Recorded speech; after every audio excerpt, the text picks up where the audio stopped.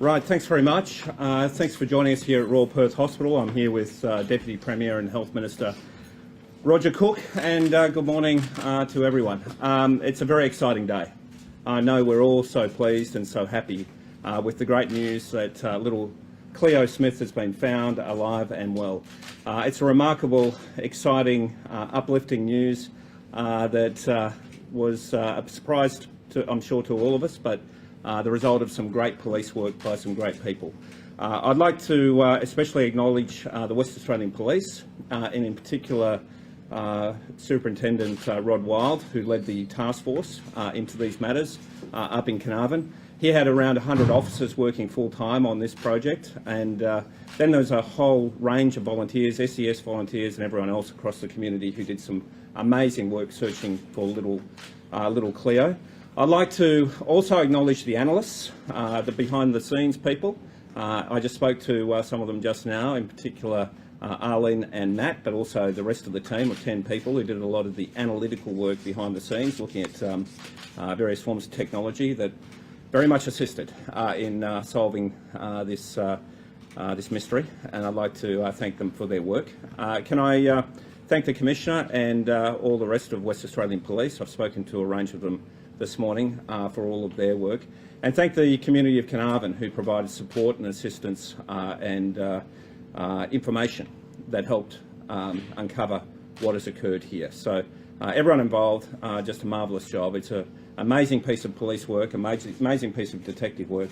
I think this will be looked at by police forces around the nation and indeed around the world as to what can be done if you have the right people and the right way of looking at it, and you do it methodically with determination, which is exactly what has occurred here. So congratulations to West Australian Police. Can I finally also acknowledge Ellie and Jake, Cleo's parents. They've been through a lot over the last 18 days. Terrible trauma, some vicious attacks, and some, no doubt, very, very trying and sad times. So to them, I know all of our thoughts go to them. And we're so pleased that little Cleo has been taken back to them. So it's just an exciting, uplifting, wonderful day, and I'm sure we're very proud. Given that this is going around, can we ask you some questions about this first before we go if to you, the next one? Yes, Did you if you expect like. This, Premier? Did you expect this morning? Well, I got a message at 1:38 this morning from the Police Commissioner. I didn't answer it. I was asleep, but I did. You know, I woke up at about 3 and I saw the message, so it was a great piece of news. And he sent me a photo of little Cleo in a hospital bed, sitting there smiling. So it was a wonderful piece of news. So, look, I don't know what to expect in these things. You never know what to expect. You know, you hope for the best, but you know, you prepare for the worst. It's just an exciting day for all of us. We talked about the analysts and the data. I mean, can you elaborate a little bit more on that as to what you say their role was? Oh, well, they analyse a lot of the phone material, so they do all of that work, and that's a painstaking job because, as you know, there's thousands and thousands of calls and those sorts of things that can be looked at, but they analyse all that sort of thing and all the social media. So that's a massive task. So they did it methodically in a very painstaking way to uncover information. And so I'd just like to thank them. And as I said, I was just on the phone to them. They were having a team meeting, no doubt all very excited. Arlene, who leads the team, she told me it was great to provide the country with positive news this morning, rather than waking up this morning to something negative. It was great to wake up to some great positive news. Was it that analytical work that coughed up the clue that finally led the police to Cleo? Oh, look, I'll let police handle all this, but and they'll have to obviously, there'll no doubt be charges coming from this, so that process has to be gone through. But I think it was a lot of information that put the clues together. So it was both human intelligence, detective work around the town, and also some of the analytical work. So I just wanted to acknowledge the analysts because, they often don't get acknowledged, and so it's important they are acknowledged. But also the police team on the ground. Police sent 63 officers up to Carnarvon who've been working full-time on this for the last 18 or 19 days. So that's been a massive effort, plus all the other police officers there, plus all the community volunteers out searching the bush out there. It's been a remarkable effort. Premier, you said that Australia's woken to some good news, because in these situations, invariably it's bad, they're not resolved, or there's a tragic outcome. So, I mean, it is an amazing experience to go through this morning. Yeah, it often is a tragic outcome, but this is great news and uplifting for the entire country, and especially for those people who put their heart and soul into finding little Cleo. And I know they're so proud and pleased of what has been achieved, and often unacknowledged. You know, police officers are often unacknowledged for what they do, and I want to make sure that we all acknowledge them for what they've done, all the people who did the work to solve this. It's one of those cases that, you know, you're really quite unsure it'll ever get solved, but it was, and solved in a good way, in that she's come home alive and well. And you said that you expect other police forces around the country will probably look at this. What do you think it was about their approach? Well, they put their heart and soul into it, and they used the best of technology, and they also used all of their instinct, and they didn't leave any stone unturned. So they did all of that at once. I was talking to the analyst just now. I said, you know, there'll be movies made about this. We were talking about who would play who. I've got a few ideas as to, you know, who might play who, but they were very, very excited by what they've done. And I was talking to the Commissioner. He was so excited, he was almost emotional about finding little Cleo, and the Deputy Commissioner as well. And as I said, Superintendent Rod Wild, I spoke to him this morning. He's just about to fly up to Carnarvon to join his officers, so he deserves a lot of credit as well. For those officers who actually busted into the house and found her, it must have been an amazing moment. I know we can't know how that they felt, but it must have been amazing. Well, I was told about that. They burst in. I think it was nearly just before 1 o'clock this morning, and they found a little girl, and she said, "My name is Cleo," and apparently it's recorded on a video. So that's no doubt an amazing piece of video, and it must have been just one of those spine-tingling moments when she said her name and they picked her up. So just a wonderful moment for all of us. Do you anticipate that that reward helped in any way, and will you be paying any of it out to people who shot? I don't know the full answer to whether anything's been paid, but I do know that these sorts of rewards do excite interest and conversation, and so the police have said that these sorts of things do help. So if there's people who have legitimately got a claim on it, well, obviously we'll examine that very closely. Obviously, it's a pretty incredible outcome, but it is also extremely concerning that a little girl was abducted from her tent, metres away from her family. Have you got any thoughts on that? Well, it's remarkable.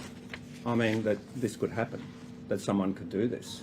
It's an awful thing to do, but it's also a remarkably brazen and shocking thing to do, and you know, to go to someone's campsite and unzip their tent and take their little girl. It's beyond belief, really, that someone would do that. You know, like many people, I love going out in the tent and camping, particularly with my children, and the idea that someone would come and steal your child away is beyond awful. Do you know if extra officers are being sent into Carnarvon to keep the peace, and what's your message to locals in Carnarvon? Well, my message to all the locals in Carnarvon is thank you for helping solve this. This is a time for joining together and for supporting one another. It's not a time for trouble or turmoil. So that's my message. The Commissioner is going to Carnarvon from the Kimberley as we speak. He'll be sending the same message as well. It's a time for joining together and sharing in the success of finding little Cleo, not engaging in any other sort of trouble. You going to speak to Cleo's parents? Have you spoken to them? I haven't spoken to them as yet. I suspect they're spending time with their daughter. But I've been. It's a really nice experience as Premier, I can tell you, to talk to police officers who have achieved this and analysts who've done it, and it's a privilege for me, to be honest, to talk to them. People who do these jobs are so technically competent and highly trained and devoted.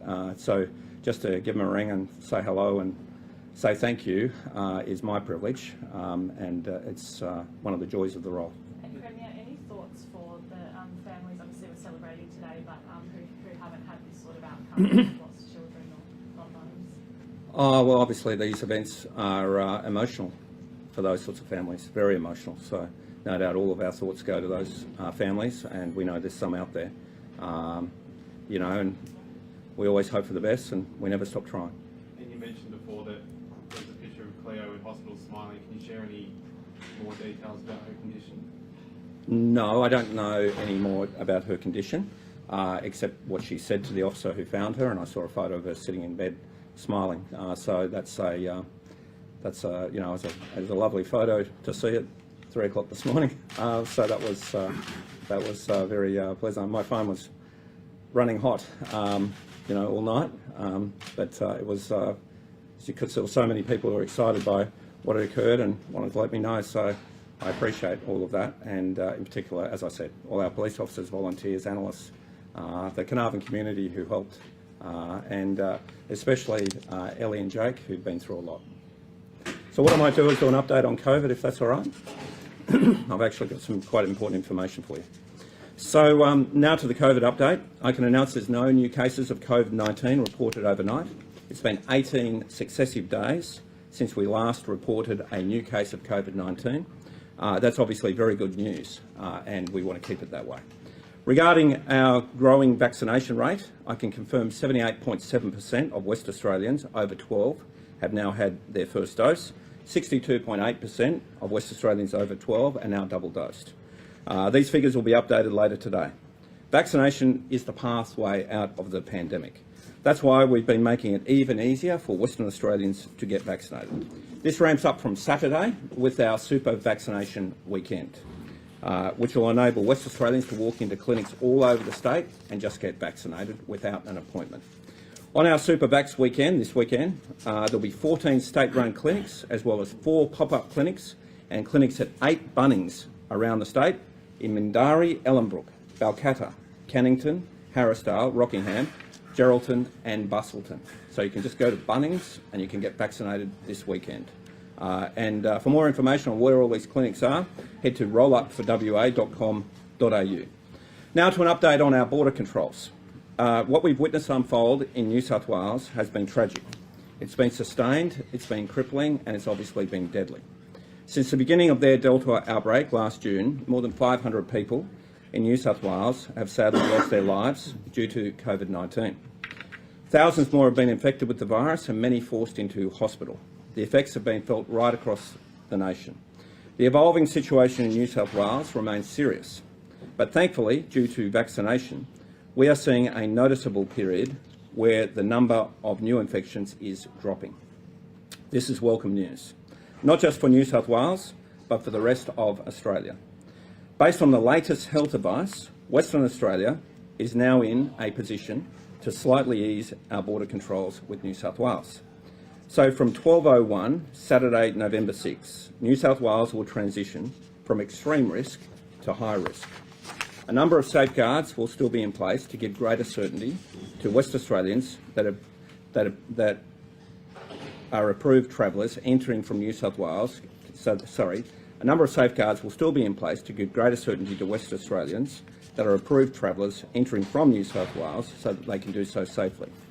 Firstly, to be approved for travel from New South Wales into WA, travellers must meet one of the following exemptions: certain senior government officials, certain active military personnel, member of the Commonwealth Parliament, person carrying out functions under the law of the Commonwealth, a person carrying out a limited range of specialist functions, and a person given approval by the State Emergency Coordinator or an authorised officer. The final category includes those West Australians that may have travelled to New South Wales recently, have roots in WA, and have a legitimate right to return, subject to relevant quarantine conditions and required evidence.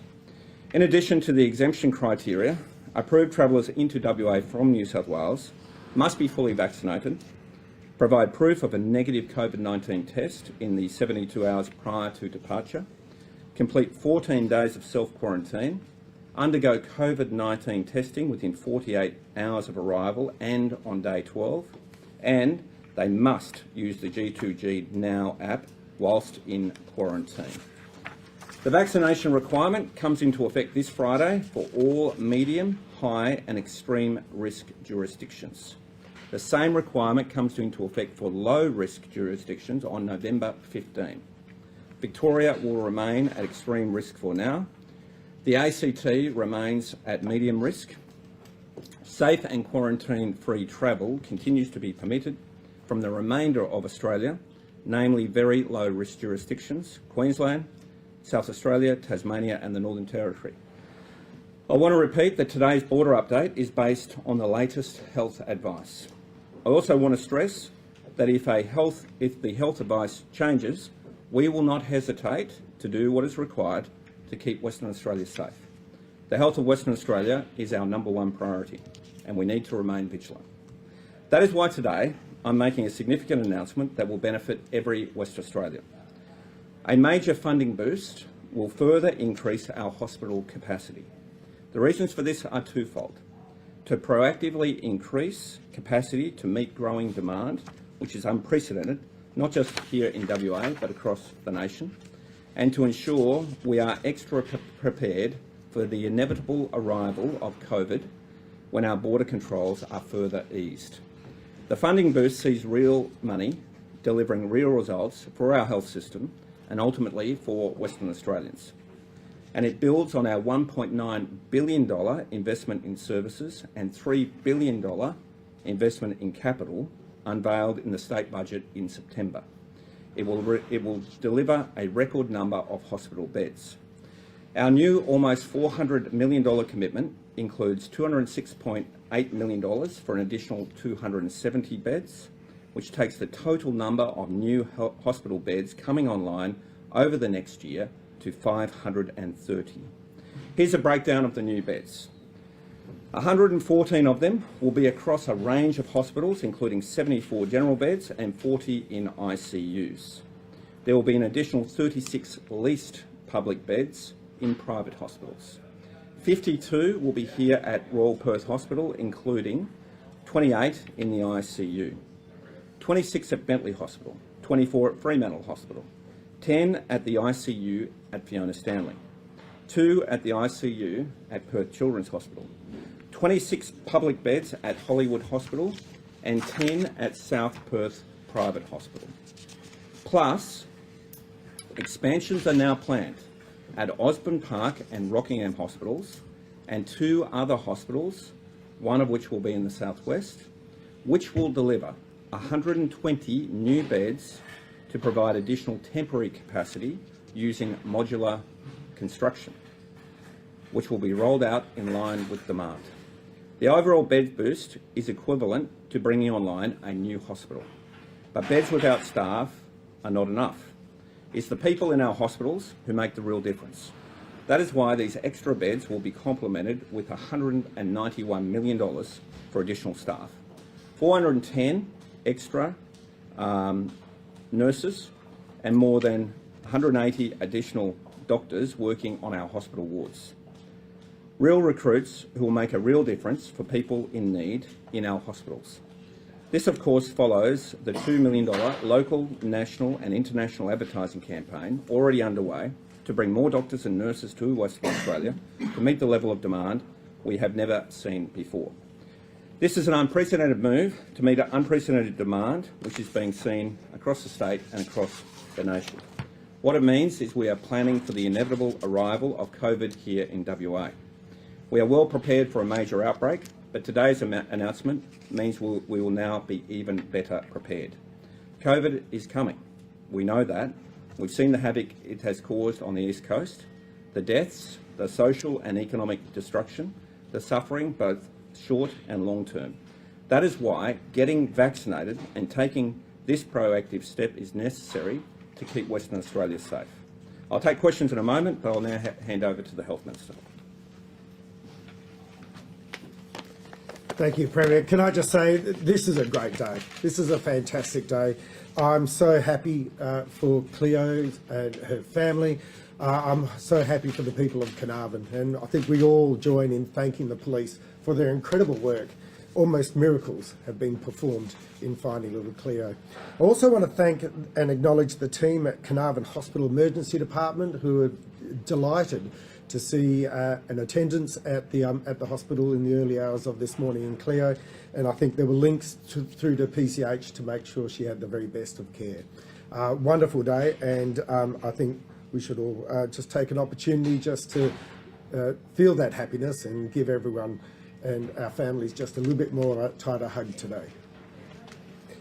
Can I just say in relation to today's announcement that this is another significant commitment to WA's health system.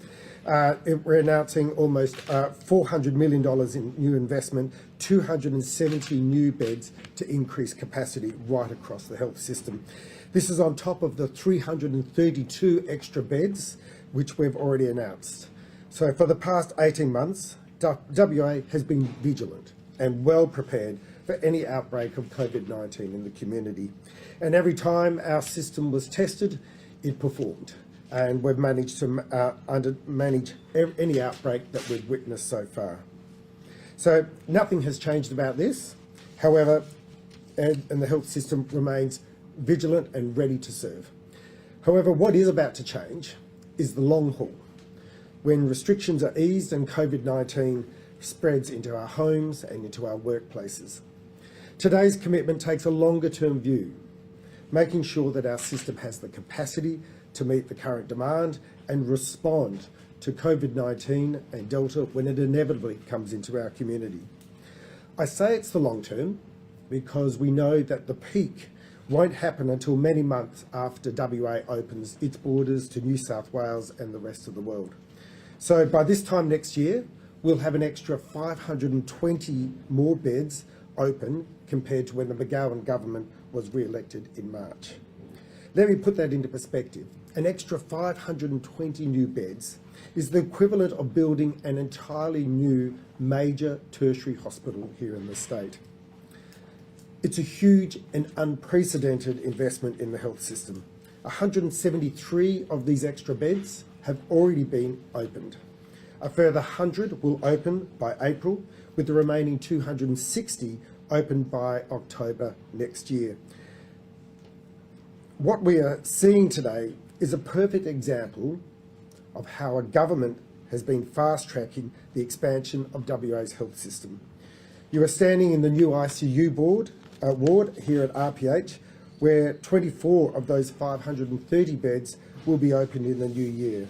This is a $29 million investment, creating 70 jobs during construction. But more importantly, it's roughly double the size of the existing ICU at RPH, one of Australia's busiest, and as you know, as the major trauma centre, one of the most difficult. This is a hospital that has become used to dealing with COVID-19. Thousands more may well be treated in this new ICU. A total of 24 rooms and one training room are part of this new facility. The single rooms include 18 ICU rooms and 6 rooms containing various negative and positive isolation pressure outcomes. The state-of-the-art ventilation system allows the ICU, if necessary, to be split into 2 discrete pods to accommodate 15 COVID patients on one side and, if necessary, 15 non-COVID patients on the other side. So what you are seeing here is a real example of the extensive preparations that have been underway for the transition to living with COVID-19 next year. So today's announcement increases hospital capacity. It opens up even more beds for the future. The ongoing challenge to employ enough staff to keep up the rate at which we are opening beds remains. But I can assure you we are doing everything possible to recruit as many doctors, nurses and midwives as possible in what is a difficult and challenging labour market. Since January, the recruitment campaign has seen over 1,150 experienced nurses and 440 doctors joining the health system, including over 150 from overseas. Plus, we're employing more graduates than ever before. 1,110 this year and 1,200 next year, who will make a huge contribution to the capacity of the system in the future. This is a major investment to make sure that we continue to have the tools and resources necessary to respond to the current demand, but most importantly, to make sure that we are ready for Delta when it comes to Western Australia in the very near future. We stand ready to serve. We will be ready to meet whatever challenges it throws against us. And we know that this investment today will go a long way to making sure that we have everything in place. Now, hand you back to the Premier for questions. Thanks very much, Roger. Any questions? There's obviously the AMA have been saying that we've needed this amount of beds for many, many months, and they've been using the term health crisis. Are you finally acknowledging that? No, what we're doing is providing additional capacity, both in the budget in September and now, for when COVID inevitably will get here next year. So this is a huge boost for our hospital system, hundreds of additional nurses, doctors and beds around the state, and innovative ways of providing it. What we've basically done since the state election in March, we'll be providing the additional capacity of an extra major hospital using existing hospital resources where we are able to put more, or existing hospitals where we're able to put more beds in, using the private sector and also some new modular builds. Now, you might not have picked up what I said, but we're going to put some modular hospitals alongside some existing hospitals, or modular construction alongside some existing hospitals, as they have done in Canberra. So we have that boosted capacity to deal with the situation when COVID arrives here sometime next year. So that's an innovative new thing that has been done. Other states are doing it. I think Queensland might have done something similar, or is doing something similar. Canberra did something similar, and we will be doing something similar as well. Would you be relaxing the border in order to recruit those number of staff that you're talking about? Would you be relaxing border restrictions to help bring those people into Western Australia? Well, what we do is most of them come from overseas, the additional staff. So they're often nurses or doctors out of Britain or Ireland or Canada or New Zealand. So what happens is we provide above cap, what's called above cap places in our hotel quarantine. So we're doing that now. How many have you brought in so far, nurses and doctors? Oh, Roger might, I'll let Roger, when I finish, Roger might. The modular facilities that you've just described there, is that going to be for only COVID patients, or will it be for the wider population? No, it'll be for the wider population, people who may not need a hospital bed in, say, in somewhere like this. You might be able to put people in these sort of modular beds alongside Bentley or Rockingham, or indeed Bunbury perhaps, and one other hospital, so that we can then free up beds in here if we get some of those crisis COVID cases. So it's basically being flexible with our health system. To build a new hospital from scratch, it takes the best part of 10 years. So we can't just go and build a bunch of new hospitals overnight. This is doing something innovative and new, but reliable and proven to make sure we can expand hospital capacity. When does construction start of these facilities? When will they be ready? We've been negotiating with two proponents, if you like, in relation to these matters as soon as we can. You know, the building market is very, very heated, but this is a high priority. We'll be getting this underway as soon as we can. If and when COVID gets here sometime next year, it's a bit of a slow build. So what happens is initially, when the virus arrives, it builds over time. So in effect, you have some time to bring on beds to meet demand as demand increases. So that's why these initiatives are all timed to meet the demand when COVID gets here. As you know, we can't keep borders closed forever. We can't keep international borders closed forever. And we always run the risk at some point in time there'll be an outbreak, as there has been a couple of times before. So this is an additional insurance measure to make sure we can cope with it when it gets here. And is this based on health funding, health modelling, rather showing how many people you're expecting to have in hospital when we I'm sorry, I've missed the start of your question. Sorry, Rian. Is this based on health modelling that you have that shows you how many people you're expecting to be in hospital when COVID is here? This more than caters for what we expect will be the demand from COVID when it gets here sometime next year. We'll release our transition plan on Friday, which will detail a lot of those matters, and it's been carefully worked through, carefully calibrated for the West Australian context. We haven't rushed it. We haven't done, New South Wales and Victoria have had to rush these things because they've had a massive outbreak that's killed many people. We haven't had to rush it, so we've had the opportunity and the time to work it through very carefully, and we'll release those details on Friday. So that's when you say the transition, you're talking about the timeline. broadly The speaking. roadmap. Broadly speaking. Have you talked about the demands there and trying to have the capacity to meet that peak? When is the peak expected? Yeah, well, we'll release the modelling and all those things, because I know where you're going. That we'll release all that on Friday. Premier, can I just, it just sort of strikes me that you're very Doing a bit of detective work there, Peter. It strikes me that you bury the lead because you're talking about a roadmap now. People have been asking. I don't know, Jeff. I've announced $400 million for new hospital beds and doctors, No roadmap, timeline. and we'll release that on Friday. Yes, so I mean that's the first time we've heard that. And so if you've got a timeline, why hold it back till Friday? Can you share? Well, it is Wednesday, but we are putting the final touches on it, and you know, a lot of work is ongoing. So as I said, we haven't rushed these things because we have had the luxury of time that other states have not, and so therefore we can do it properly in a well organised and well calibrated way, and we'll release all those details on Friday as best we can. Bear in mind that with COVID things change over time, so whenever you put anything, as you know, because you've all seen it over the last 2 years, whenever you put anything on paper that is absolutely black and white, the next day it often changes. But our roadmap, our transition plan, we'll release on Friday. How long has that transition plan been developed? We've been working on that for weeks. I couldn't give you an exact time frame, but we've been working on it for quite a period of time. Can you just tell people who may be thinking, shall we start booking holidays around the Christmassy sort of New Year's type of time, whether they should waste their money or not? My advice to people is always holiday in Western Australia, support local businesses, and you'll have a great time. Is that so? Fair to say this is a roadmap for a transition plan to living with COVID in Western Australia? Yeah, that's right. It's funny at these press conferences. I've just announced $400 million of new hospital spend. I've announced the transition of the New South Wales border, which everyone's been asking me about day after day after day, and no one is interested in that. They're all interested in what my announcement is on Friday. So we'll announce all the details on Friday of what we will be, what the plan is. But just want to repeat, we are well prepared. The state is well prepared. The people of the state have managed the situation over the course of the last 2 years extremely well.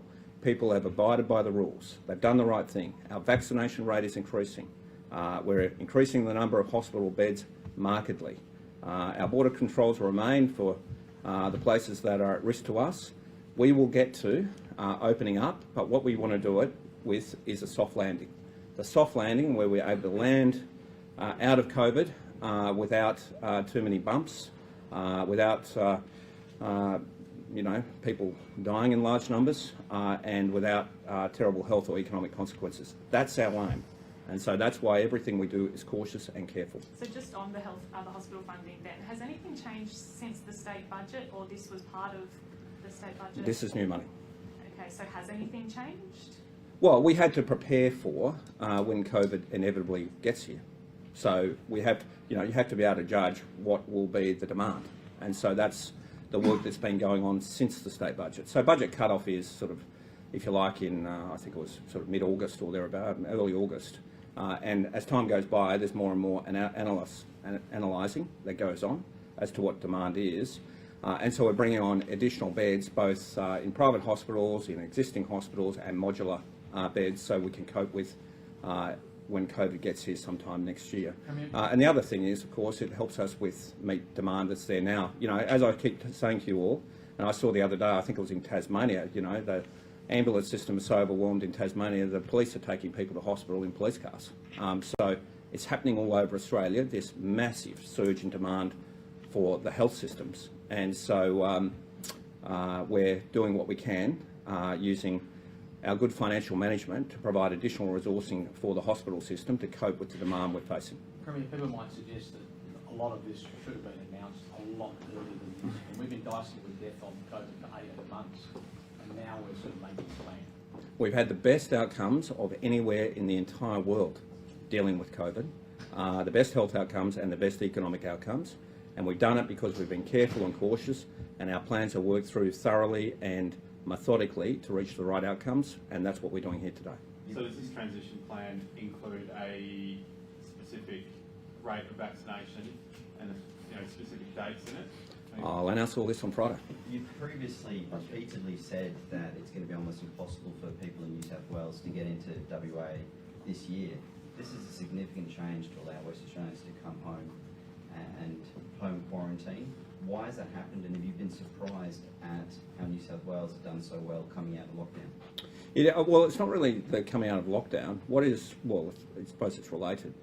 New South Wales numbers have dropped, and it's remarkable actually, but I think it's a testament to the fact that huge numbers of people have got vaccinated in New South Wales, so therefore transmission has reduced. But, you know, we always said when you get below 500, we'd consider taking them from extreme risk to high risk, and we've done all the analysis. We've been very cautious and careful, and we think the time is right now for on Saturday New South Wales to go to high risk. Last question. Once those numbers exceed 500 again over a rolling average, expected to return to extreme? Yes. So, you know, until such time as we finally drop borders with infected states like New South Wales, Victoria and the ACT, you can expect to have a continuing, very cautious approach. And just to confirm, the high risk category that allows West Australians who live here to come back from New South Wales, but they have to quarantine in a hotel? No. So I think I read it out. They quarantine at home. They're required to be double dose vaccinated. They're required to have a test within the 3 days prior to coming home.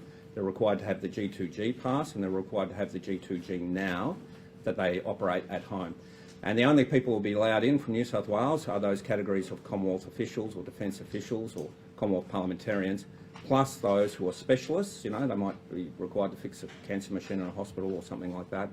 And those people who are deemed by the State Emergency Coordinator to be a compassionate case.